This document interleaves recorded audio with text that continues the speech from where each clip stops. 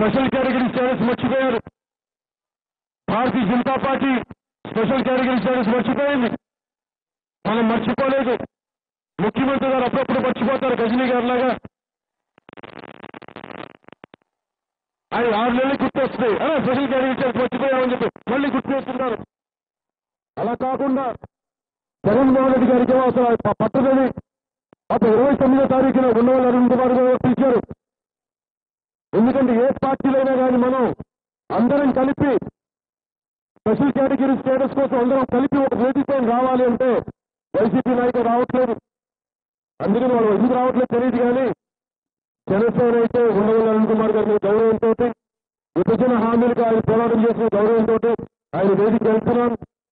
అందులో అన్ని పార్టీలు ఏకమై విభజన సమస్య మీద పోరాటం చేయాలి. ఎందుకంటే మనకి రావాల్సిన చాలా ఉన్నాయి. ఇంతమంది యువతకు ఉద్యోగాలు రావాలి, గోల్డెన్ పరిశ్రమలు రావాలి. దీనిలో జగన్మోహన్ రెడ్డి గారు మీరు మర్చిపోయే పద్ధతి కాదు. ఒకసారి వైసీపీ నాయకులు కూడా ఆలోచించుకొని మీరు కూడా వస్తే అందరం కలిసి ఎవరి కాళ్ళకి విడిగా పోటీ చేద్దాం. ఎలా పోటీ చేద్దాం తర్వాత చూద్దాం. కానీ ఆంధ్రప్రదేశ్ ప్రజల ఆత్మగౌరవానికి కానీ, ఆంధ్రప్రదేశ్ ప్రజల సమస్యల మీద కానీ అందరం ఒకటే గొంతు ఏకతాటిపైన నిలబడాలి. ఢిల్లీ తప్పనిపోవాలి, ఢిల్లీ వీధులు పిచ్చుకెళ్ళిపోవాలి. ఆంధ్రుల ఆత్మగౌరవం తగ్గుండాలి, పిచ్చుకెళ్ళాలి. అందుకని అందరం ఒకే ఒకసారి ఎందుకు భారత్ మాతాకి జై అంటారంటే, ఒక రోజున మనల్ని ఎలాగైతే ఆంధ్రప్రదేశ్ ని అడ్డగోలుగా విభజించారు. మోడీ గారు స్పెషల్ కేటగిరీ స్టేటస్ మర్చిపోయారు. Bharatiya Janata Party special category status మర్చిపోయింది. మనం మర్చిపోలేదు. ముఖ్యమంత్రి గారు అప్పుడప్పుడు మర్చిపోతారు గజనీ గారి లాగా. ఆయన 6 నెలలు గుర్తొస్తుంది. స్పెషల్ కేటగిరీ స్టేటస్ మర్చిపోయామని చెప్పి మళ్ళీ గుర్తు చేస్తున్నారు. అలా కాకుండా జగన్మోహన్ రెడ్డి గారికి అసలు పట్టదని అప్పుడు 29వ తారీఖున ఉన్నవాళ్ళు అరుణ్ కుమార్ గారు పిలిచారు. ఎందుకంటే ఏ పార్టీలైనా కానీ మనం అందరం కలిపి స్పెషల్ కేటగిరీ స్టేటస్ కోసం అందరం కలిపి ఒక వేదికపై రావాలి అంటే వైసీపీ నాయకులు రావట్లేదు.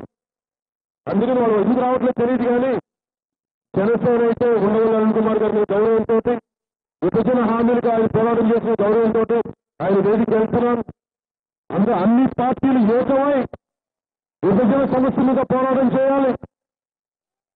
ఎందుకంటే మనకి రావాల్సిన చాలా ఉన్నాయి. ఇంతమంది యువతకు ఉద్యోగాలు రావాలి, గోల్డెన్ పరిశ్రమలు రావాలి. దీనిలో జగన్మోహన్ రెడ్డి గారు మీరు మర్చిపోయే పద్ధతి కాదు. ఒకసారి వైసీపీ నాయకులు కూడా ఆలోచించుకొని మీరు కూడా వస్తే అందరం కలిసి ఎవరి కాళ్ళకి విడిగా పోటీ చేద్దాం.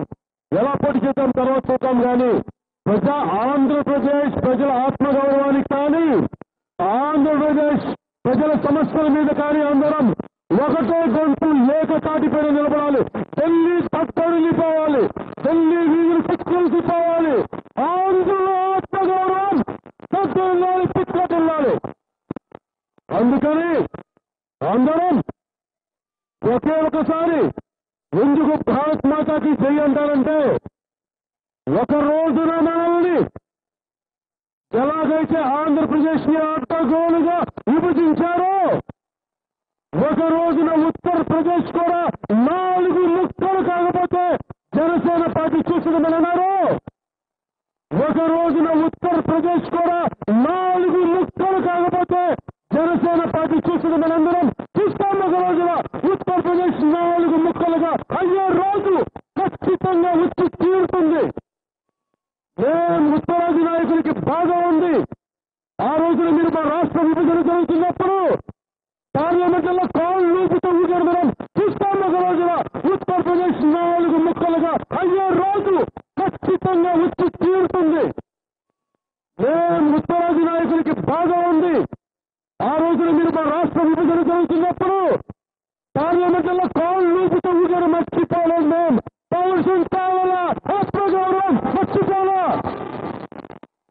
తెలుగుదేశం నాయకులు మర్చిపోయారేమో. పౌరుషం కావాలా, ఆత్మగౌరవం మర్చిపోవాలా.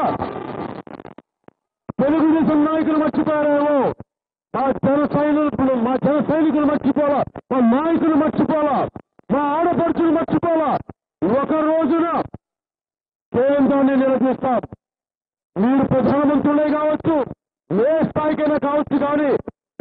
ప్రజలకు అన్యాయం జరిగిన మన సైనికులు మర్చిపోలా, మా నాయకులు మర్చిపోలా, మా ఆడపడుచులు మర్చిపోలా. ఒక రోజున కేంద్రాన్ని నిలదీస్తాం. మీరు ప్రధానమంత్రులే కావచ్చు, ఏ స్థాయికైనా కావచ్చు, కానీ మా ప్రజలకు అన్యాయం జరిగినప్పుడు మేము అండగా ఉండడానికి ఏ స్థాయికైనా మేము పోరాటం చేస్తామని తెలియజేసుకుంటూ, ఒకసారి ఢిల్లీకి వినపడాలి, ఏ స్థాయికైనా మేము పోరాటం చేస్తామని తెలియజేసుకుంటూ, ఒకసారి ఢిల్లీకి వినపడేలాగా ముఖ్యమంత్రి గారి ఇంటికి ఒకసారి ఉలిక్కిపడేలాగా జగన్మోహన్ రెడ్డి గారికి ఒకసారి గుర్తు చూసేలాగా భారత్ మాతాకి వందనాలు తెలుపుకుంటూ సభకి ముగింపుతాం. అలాగా ముఖ్యమంత్రి గారి ఇంటికి ఒకసారి ఉలిక్కిపడేలాగా జగన్మోహన్ రెడ్డి గారికి ఒకసారి గుర్తు చూసేలాగా భారత్ మాతాకి వందనాలు తెలుపుకుంటూ సభకి ముగింపుతాం.